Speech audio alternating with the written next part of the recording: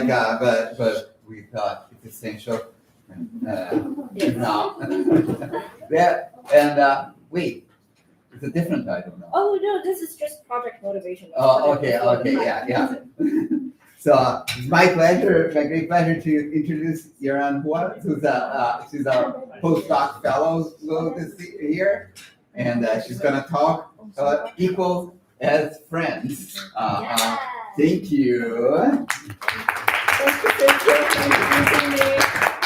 And I will first make the argument that pizza is essential for friendship because it's essential for life, and life is essential for friendship. But anyways, so today we're talking about equality in friendship. But you might wonder, why should we care about equality in friendship? And this is sort of giving you a background of how I came upon this question / project, so that it's not a formal argument that's in the paper, but just wanted you to know some of the motivations so you're less confused about why am I even asking the question. So I was working a ton on friendship, and I was wondering, like, can you be good friends with a bad person? Like, what are friendship duties? What is the nature of friendship? So I was trying to build this positive, like, concept of friendship. What is the notion of friendship? So the immediate thought is, okay, it's got to be mutual love and care, right? Like, we love our friends, they love us, we care for them, they care for us. And maybe there's even this mutual care about having this relationship, because you can love someone without wanting to have a relationship with them. So we both need to want to have this relationship. But then there's a question. That is, basically any intimate relationship that you can think of will involve this kind of mutual love and care, and also this mutual desire for having a relationship. Just think about it like a parent-child relationship.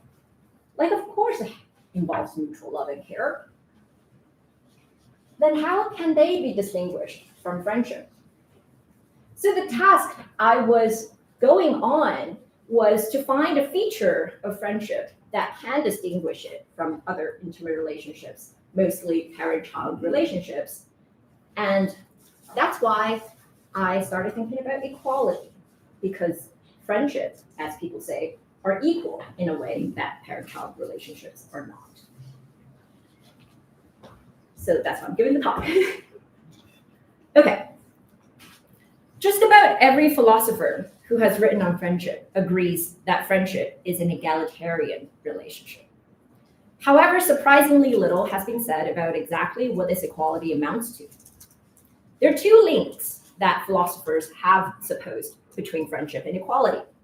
Firstly, philosophers think that friendship is paradigmatically equal relationship. In this understanding, one of friendship's paradigms is equality.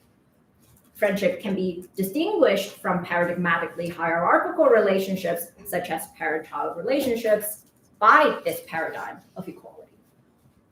And secondly, slightly differently, philosophers have also suggested that friendship is the paradigm of egalitarian relationships. In this sense, when looking to analyze or construct an egalitarian relationship, we examine how similar it is to friendship, because friendship is, at first glance, the most representative of egalitarian relationships. So for example, political philosophers have proposed friendship as a model for egalitarian citizen relationships, and medical ethicists have proposed friendship as a model for egalitarian physician-patient relationships. Importantly, we might think that the second link between friendship and equality is dependent on the specifics of the first link. If we suppose friendship's equality is representative of, for example, political egalitarianism, then we should find out exactly what we mean by this equality. From this, we can see it is important to investigate the first link between friendship and equality, and that is the task of this talk. The task is to investigate in which specific sense friendship is a paradigmatically equal relationship. What exactly do friends need to or should aim to be equal in? I argue I start by setting the explananda that a desirable account of friendship equality should explain. Then I propose we understand friendship equality in terms of equal possession of bargaining power over the nature of the friendship.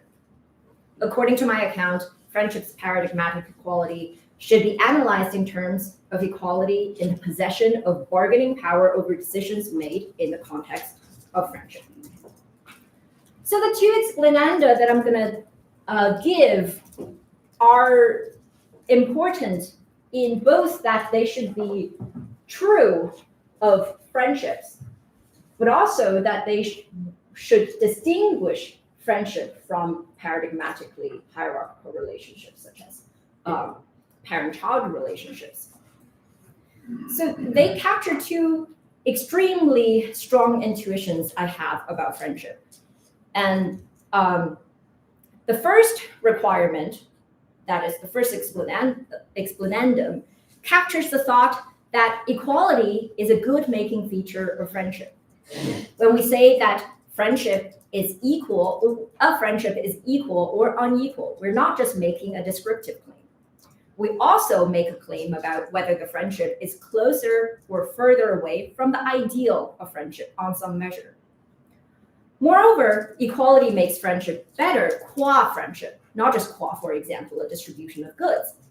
The sense of equality should also be good-making feature of friendship, not just contingently, but necessarily. This means that for any given friendship, the sense of equality should always contribute to that friendship's flourishing. And I call this first requirement the normative requirement. For any given friendship, the more equal the friendship is, the better it is qua friendship. Other considerations held constant. The second requirement accommodates the intuition that equality is, at least in a minimal way, constitutive of friendship. Suppose that we're trying to determine the nature of a given relationship by observing its features. It seems that if a certain kind of equality is completely missing from the relationship, we tend to judge that the relationship not to be a friendship. This does not mean that the relationship is not valuable or worthwhile, just that it's not a friendship in nature. And I call this requirement the constitutive requirement. When a relationship is sufficiently unequal, it is disqualified from being counted as a friendship in virtue of inequality. So in the paper that I wrote, there is a third requirement that I call the distinguishing requirement. I'm not going to actually talk about it here because the plan is to not go into the negative arguments against the other accounts of friendship equality and just focus on my positive account. But along with that, I'm also giving up talking about some of these very interesting accounts of equality, such as equality of status. That is, if Sergio and I are really good friends, like Sergio is really rich and I'm really poor, like, does that matter for a friendship? Equality of concern, like Sergio really likes me, but I kind of feel like meh towards him. Does that matter? Or like equality of influence, is that Sergio always kind of orders me around to do things and I just listen to him. Like, that's kind of true, but like it doesn't matter. Like, but so some of these negative accounts, I'm not going to go into talking about them because they basically the argument is that they fail one of the three requirements, even though I'm only talking about two requirements here in the paper. But if you have questions about them or potential concerns, please feel free to throw me in the Q&A. Okay. So let's get into my positive account about friendship equality. And I argue that, an equality, the paradigmatic equality in friendship should be construed as an equality of power. And specifically, it's an equality in possessing bargaining power, which is an unchecked relative power to interfere at one's pleasure with decisions that one is not in the position to make in the context of the friendship. The power we're concerned with should be broadly construed as a kind of bargaining power one has in determining the norms of or decisions within a relationship. One has bargaining power over another to the degree that one is threatened with less negative consequences if one were to assert one's preference in the face of disagreement or leave the relationship.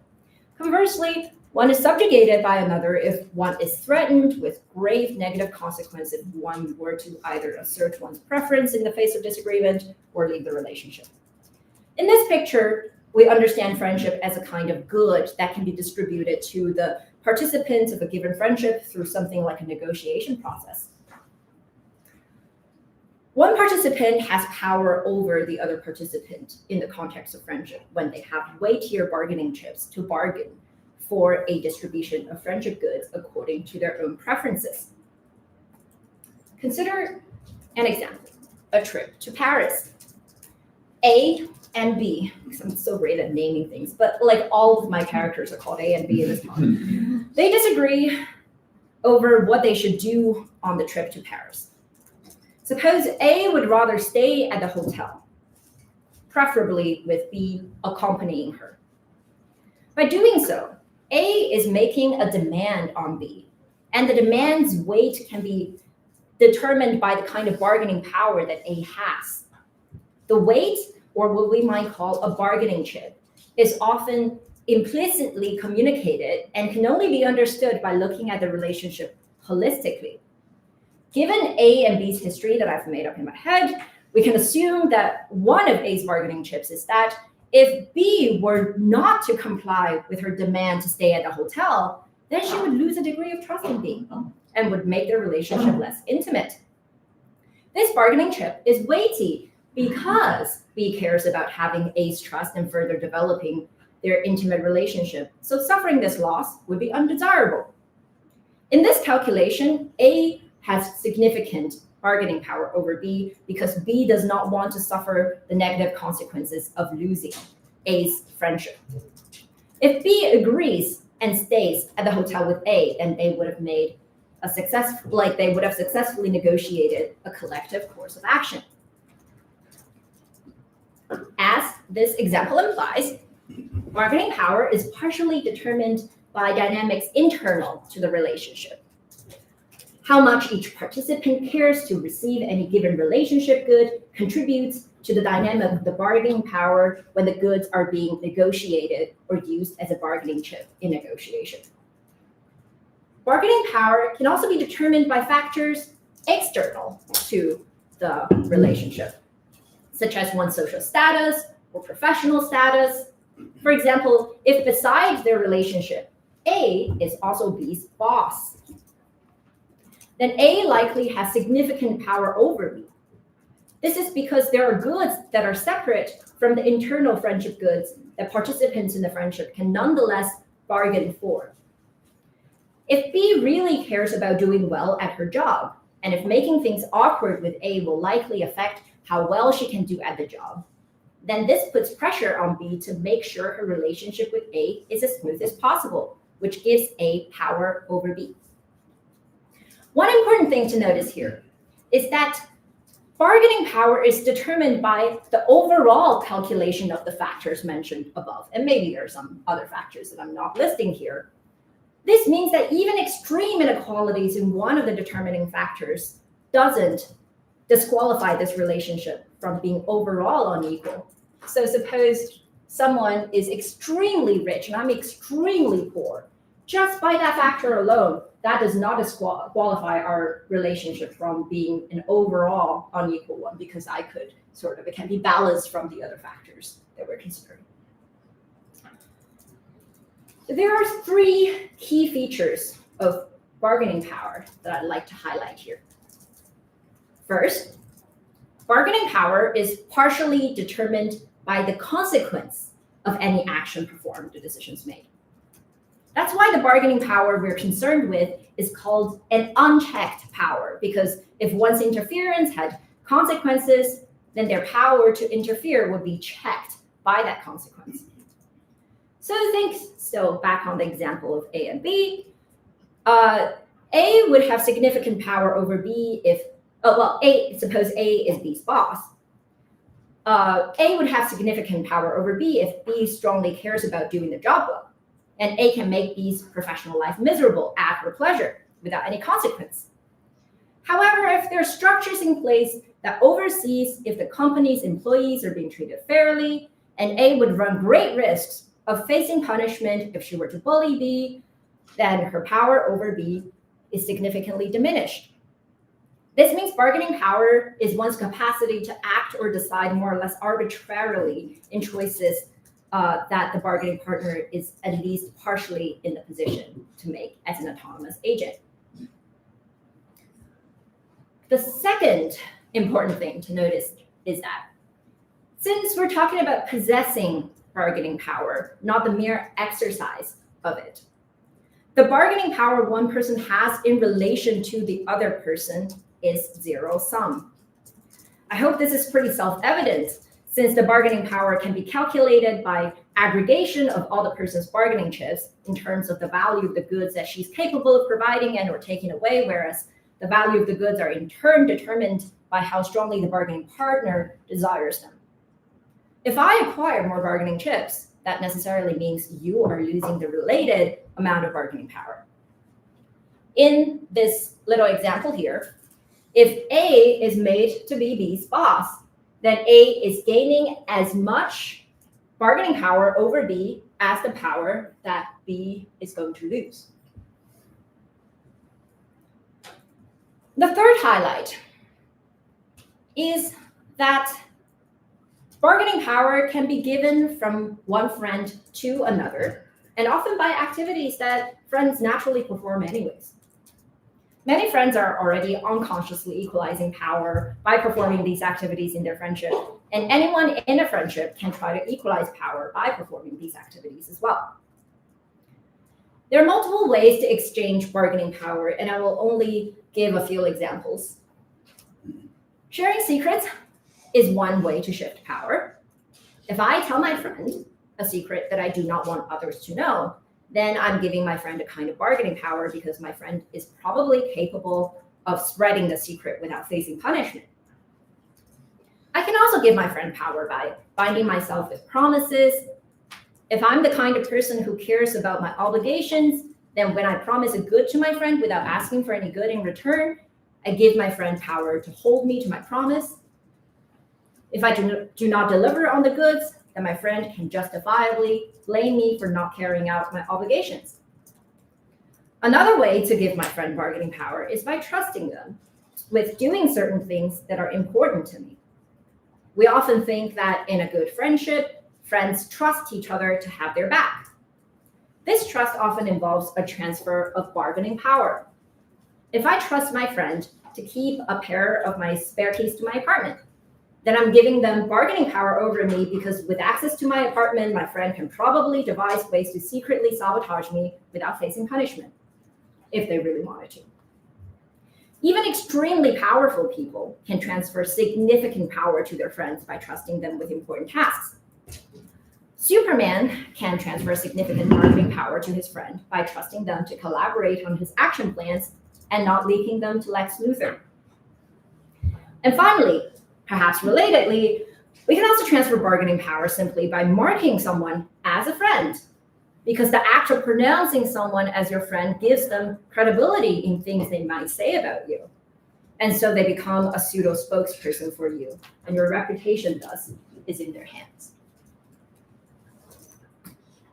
Okay.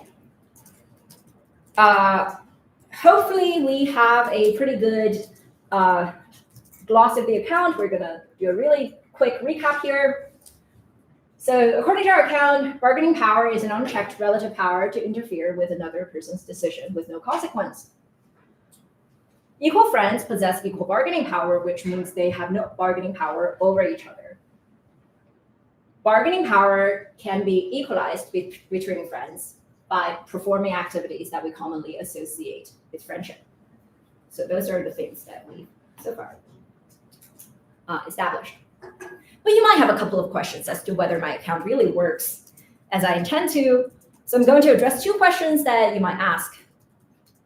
First, is it really possible to possess power without exercising it? My account relies on the assumption that one can possess power without exercising it. It is the equality of the power that friends possess, not the equality of the power that friends exercise, that is the paradigmatic equality of friendship. One might think that possessing power is itself an exercise of that very power. So let me clarify that the possession of power without using it does not mean that the possessed power does not have a causal effect on events. If I earned a black belt in Taekwondo, I would have the power to strangle a person if I were threatened. The fact that I do not exercise that power does not mean that it does not have certain effects in some people's decisions. For example, whether to pick a fight with me. I do not have a black belt in Taekwondo, just like sort of. If my power to strangle a person deters someone from picking a fight with me, my possession of that power plays a causal role in the relevant chain of events. Though I have not exercised the power to strangle a person, because for me to actually have exercised the power, I would have to actually strangle the person. The second question you might ask is, I'm sorry about this picture, I'm just like, I can't resist. I like when I saw it, I was just have to put it here. The second question you might ask is, don't close friends involve trust in each other not to exercise certain powers? This seems intuitive. Friends trust each other. A good friend would trust another friend not to betray her unless she betrays her friend in the first place. On this point, I'd like to discuss two things. The first point is that in everyday language, we use the word power and capacity more or less interchangeably. However, my account uses power in a very specific sense that refers only to bargaining power, which is a capacity for arbitrary interference. Hence, when we talk about power, it is much more narrower than our ordinary language usage of the word. Having this distinction in mind, I'm happy to concede that friends often trust each other not to exercise a capacity to betray under normal circumstances. Even the best friends possess a capacity to betray each other. In fact, they are in many ways more capable of betraying each other because they can catch each other at their most vulnerable and do the most damage. It is also this heightened capacity that makes their trusting each other meaningful. Trusting someone to refrain from doing things that they have the capacity to do, but choose not to do, is meaningful. Whereas trusting someone to refrain from doing things that do not have the capacity to do in the first place is cheap. So this is where this picture is relevant. If you trust me not to beat up Mike Tyson, well, I am the Logan Paul featured person here. If you trust me not to beat up Mike Tyson, it would be a cheap kind of trust, because the reason for that trust isn't that I'm trustworthy in self-restraint, but that I cannot beat up Mike Tyson even without self-restraint. Well, he can, I cannot. If a pair of friends, for some reason, do not possess the capacity to betray each other, then their trusting each other's restraint from betrayal would be cheap. They trust each other not to betray, not because they're trustworthy, but because they simply cannot betray. Okay, so we're finally onto our main argument. Though after so many clarifications, what my argument is going to be is probably unsurprising to you. I'm going to say something about why my account satisfies both the constitutive and the normative requirement that we set at the beginning of the paper. Sorry. Let me start with the idea that friendship is fundamentally a voluntary relationship. We freely choose our friends and are chosen by them. Friendship requires freedom. At any point during our friendship, we should remain in these relationships freely, and we should be able to choose to exit any given friendship at any time. If one cannot freely exit a relationship, this relationship is not a friendship. Suppose that we find ourselves in a relationship that is very much like a friendship, but also realize that we have no freedom to leave the relationship if we wanted to. Then we should conclude the relationship we're in is not a friendship. Friendship, after all, is incompatible with total subjugation. Freedom, intuitively, is linked to power. A freely chosen action is more than just a choice. If a person is threatened at gunpoint to surrender his wallet and decides to surrender his wallet, he's making a choice, but not a free choice. The person does not have freedom of choice in this situation because the gunman has significant power over him. If he doesn't comply, they would lose something very valuable to him. That is his life. Importantly, it is not the use of power, which is actually shooting the gun, but simply the possession of the power, which is having the power to shoot the gun, that infringes on freedom. Subjugating power infringes on freedom, while freedom is required for friendship. If one were to choose to initiate or remain in a relationship with someone when that someone possesses a great subjugating power over one, then one's choice is not free, and the relationship cannot be called a friendship. So the argument for the constitutive requirement goes, premise one, friendship is a voluntary relationship. It requires a freedom of choice in the context of the whole friendship. That's not just entering the friendship, but making choices along as the friendship goes. Premise two, if your freedom decreases as someone's bargaining power over you, if someone's bargaining power over you increases. Conclusion, thus, if someone has significant bargaining power over you, you cannot freely choose to be in a relationship with them or choose the kind of relationship you want with them. And thus, if someone has significant bargaining power over you, your relationship with them cannot be a friendship. That's the constitutive requirement. Now onto the normative requirement. I argue that the more equal the bargaining power between friends, the better the friendship is qua friendship. Let us start by imagining a standard bargaining situation between two people, A and B. A and B are bargaining for the distribution of a certain good. Suppose A has more bargaining power over B, has more bargaining power than B, then thus A has a bargaining advantage over B regarding that good. It means if the bargaining were to fail and no deal is made, B would have more to lose than A. A deal that is struck by this power structure can be exploitative, though it does not have to be. Suppose that A and B are bargaining for a distribution of food and money. A is a monopoly supplier of food, whereas B is the customer. Suppose that B is absolutely famished and would soon faint if she does not acquire food, whereas A strongly prefers to earn money from the potential transaction but does not need the money. In this situation, A could make an exploitative offer to B, such as offering a taco for $100 US, because A has more bargaining power than B. That's how monopoly works. If A and B do not make a deal, B would soon faint, whereas A would not be significantly harmed, because he is not in the need of money. However, though A could make an exploitative offer, he does not have to. He could instead sell the taco at $3 per piece. However, the difference in bargaining power could make a long-term bargaining situation non-ideal, even when the party with the more bargaining power is careful in not exercising their bargaining power. Suppose that instead of a one-time transaction, A is a monopoly supplier of food and B is a customer in a long-term situation.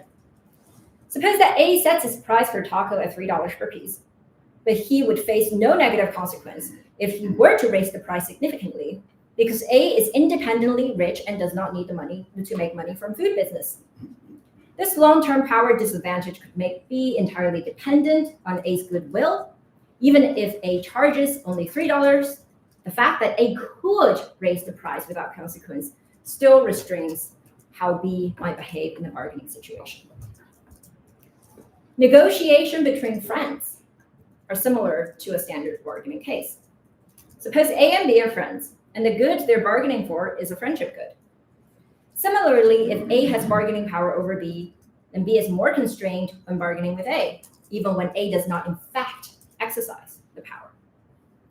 When this one-sided constraint on B does not necessarily pose a moral problem, it can make the friendship worse, because B is less free than A in the context of their friendship. in their friendship, B is dependent on A's goodwill.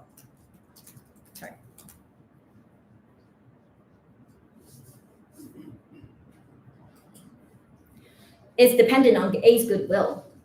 She cannot enjoy the psychological status of an equal. She is in the position where deference will be the normal order of the day, not the frankness that goes with the intersubjective equality. That is a quote from Pettit. The power difference makes their friendship worse qua friendship, because friendship is best when friends can relate to each other equally. So argument goes, premise 1, friendship is best qua friendship when friends can relate to each other as equals. Premise 2, if someone has bargaining power over you, you're more constrained when bargaining than they are. Premise 3, the more that you are constrained while bargaining than they are, the less that you can relate to each other as equals. Conclusion, thus, the more equal a friendship is, the better it is qua friendship. Other considerations held constant, which is the normative requirement. Okay, having argued for the equal power view, there's now a looming question, what does this all mean? So we know that the type of equality in an ideal is an ideal of friendship. Oh, sorry. We know that this type of equality is an ideal of friendship. But what does it mean? You might think it just means that we should equalize with our friends, right? But it's not that simple. Here I'll discuss some of the consequences of my account. First, I've argued that equality is an ideal of friendship. But please notice that it is only one ideal, and other ideals, like I've mentioned at the very, very beginning of the talk, like might include love, intimacy, trust, all of the usual suspects. Importantly, even non-paradigmatic kinds of equality, so like equality of concern, or equality of actually exercising, not just mere possessing of power, can be part of the ideal of friendship. It's just that the importance of this particular sense of equality is that it sets friendship apart from the other relationships. But overall, I tend to be very pluralistic about what goes into an ideal of friendship. So please don't be mistaken that bargaining power is the only thing I care about. Having a great friendship means that you have roughly equal bargaining power, but not vice versa. If you have like equal bargaining power with another person, that does not mean you're good friends. Like, I mean, Donald Trump probably has like equal bargaining power with Putin, but like, no friends. Oh, well, unless they are, but like. So, okay. So you might say equality is one of the ideals. Does it mean we should always strive for this ideals? After all, that's like how moral ideals mean. Like when we say like kindness is an ideal, that means it puts a demand on you. But I don't think we have duties to equalize power in our relationship to make friendship better qua friendship, unless unequal power poses an independent moral problem. It's because the kind of ideal it is not a moral one. This is because, think back on the voluntary nature of friendship, we don't have duties to make any friendship we are already in better than it already is. We do not have obligations to improve our friendships if we do not want to, just as we do not have duties to make a casual friend more intimate. We need not equalize power relationships with all of our friends when there is no independent moral reason to do so. So you don't have to worry about like, just think about any of your like friend on the street. You don't have to make that friend better. You don't have to even try to be more equal in power with them unless there are moral reasons to do so. And the second thing, which is a really interesting feature of this account that I only found out after I started writing this account, is that best friends don't have to worry about equality of bargaining power either. So if you're worried, like, oh, but I think one of my friends and I, like, we're really, really good friends. We're really best friends. But we seem to have a lot of, like, sort of difference in equality. Difference in power in many, many different aspects. So how should I deal with that? The answer is you probably don't have to deal with that.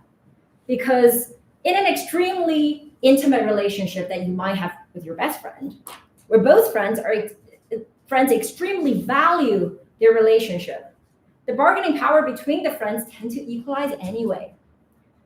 To see this, imagine a situation where two countries co-own an energy plant. I know I used like nuclear power, but like suppose it's like an energy plant. I couldn't find the right image for this. And the energy plant is essential to both of the countries' flourishing. Additionally, both countries are armed with advanced missiles capable of destroying the energy plant without giving prior notice to the other country. Suppose these two countries are bargaining over a certain good, and with the backdrop of their stakes in the energy plant, neither country has significant negotiation power over the other. This is because exacting an undesirable action risks destruction of the plant. Hence, negotiation power in this situation is managed by the threat of a mutually undesirable consequence. And one might think that in a highly intimate friendship, I know I'm making an analogy between friendship and nuclear power, but this is how it goes. In a highly intimate friendship, central to both participants' lives, the dynamics of negotiation can play out similarly. Both friends value the well-being of the other friend of their friendship immensely, and losing the friendship would be catastrophic for both. Avoiding the breakdown of the friendship would thus be an operating principle of any negotiation happening in this friendship.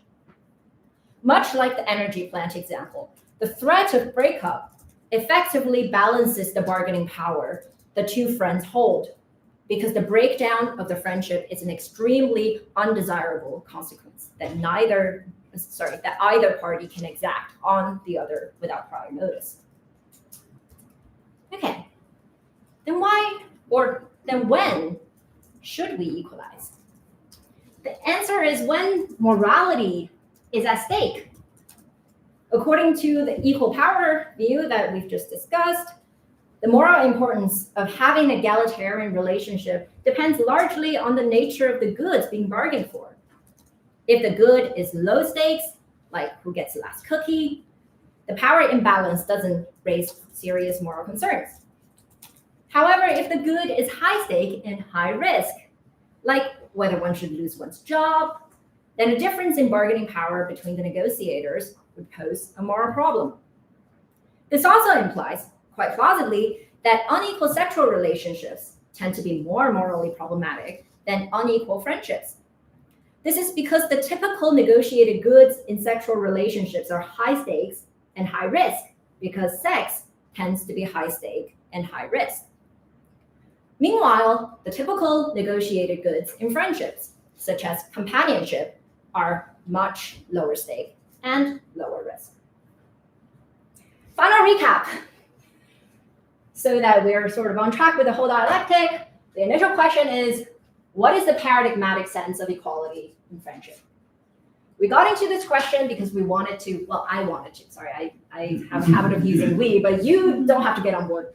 I got into this question because I wanted to distinguish friendships from parent-child relationships, and the two explananda that are the constitutive and the normative requirements help us identify which account could do the distinguishing work. We've identified the power account, which analyzes, this is a grammar mistake, the paradigmatic notion of equality as an equality in possessing bargaining power in making decisions in the context of the friendship. And that is the end of the talk. Thank you very much.